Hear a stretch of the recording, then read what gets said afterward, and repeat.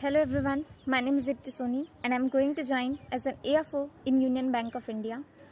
तो आज मैं आप सभी के साथ अपने मेंस की स्ट्रेटजी के बारे में डिस्कस करूंगी, लेकिन उसके पहले मैं आप सभी को ये बोलना चाहूँगी कि सबकी स्ट्रेटजी अलग अलग हो सकती है और सबके पढ़ने का तरीका भी अलग अलग हो सकता है, वही हमें दूसरों से अलग बनाता है। तो आप सभी को अगर ये हेल्पफुल लगता है तो ही आप इसे रिकमेंड करें। तो जैसे AFO का सिलेबस बहुत वास्ट है, इसलिए मैंने उसे 3 पार्ट में डिवाइड करके पढ़ना चालू करा था। पहला important, second less important and third is allied and extra. तो जो इम्पॉर्टेंट की कैटेगरी में है, मैंने soil science, agronomy, general agriculture, animal husbandry and horticulture को रखा था।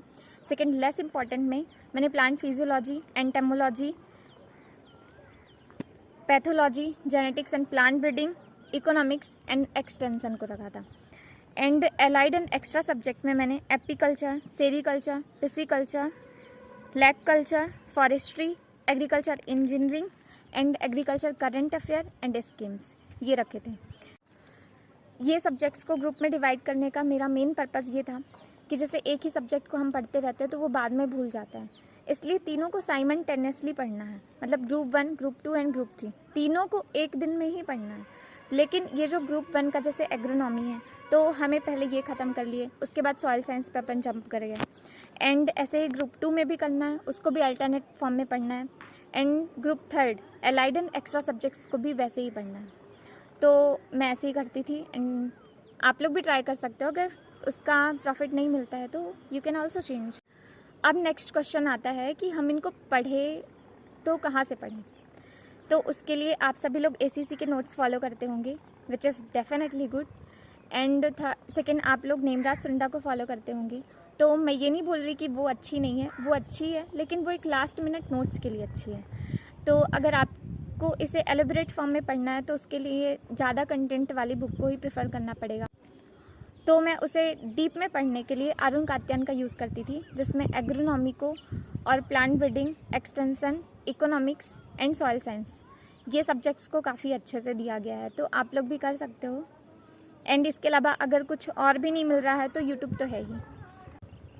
इसके अलावा जो खुद के पर्सनल बनाए नोट्स, जैसे कि मैंने भानी राम दलकर के कोचिंग सेंटर का नाम लिया था, जहाँ पे वो MCQs की जो सीरीज़ है उसका एक पर्सनल नोट्स आप बना सकते हो, उसे रिवाइज़ करिए।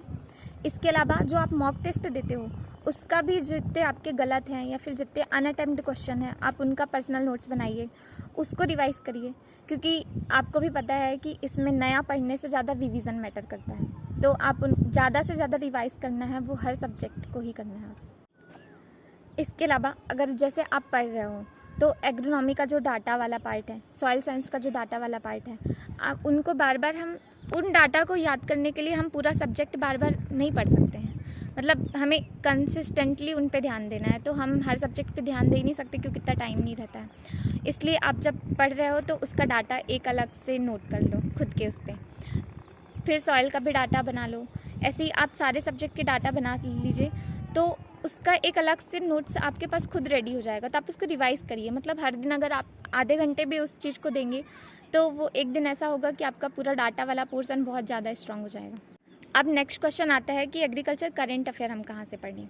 तो जैसे कोचिंग वाले देते हैं, तो कोचिंग में तो मतलब हर स्कीम्स को काफ़ी अच्छे से डिटेल में दिया रहता है, तो हमें उसको तो पढ़ना है, लेकिन उसके साथ जैसे उसके स्कीम्स के ईयर वगैरह हैं, मतलब ऐसा बोलते हैं इंपॉर्टेंट है, अब देखते हैं आते नहीं आते, लेकिन हम इग्नोर नहीं कर सकते ना, इसलिए हमको पढ़ना ही पड़ेगा। तो उन स्कीम्स को जैसे आप मॉक टेस्ट दे रहे हो, उसमें कोई नई स्कीम्स आई तो आप उसको अपने नोट्स में ऐड कर लो। तो नेक्स्ट टाइम आप उसे रिवाइज़ करोगे और आपका एक दिन ऐसा होगा कि आपके पूरे एग्रीकल्चर करंट अफेयर आपके हाथ में होगा, तो आप उसे रिवाइज़ कर सकते हो लास्ट में।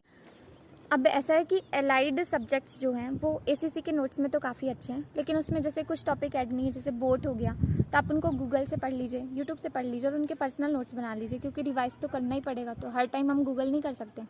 इसलिए नोट्स बनाइए और उसको रिवाइज़ करिए, विच इज़ बेस्ट ऑप्शन।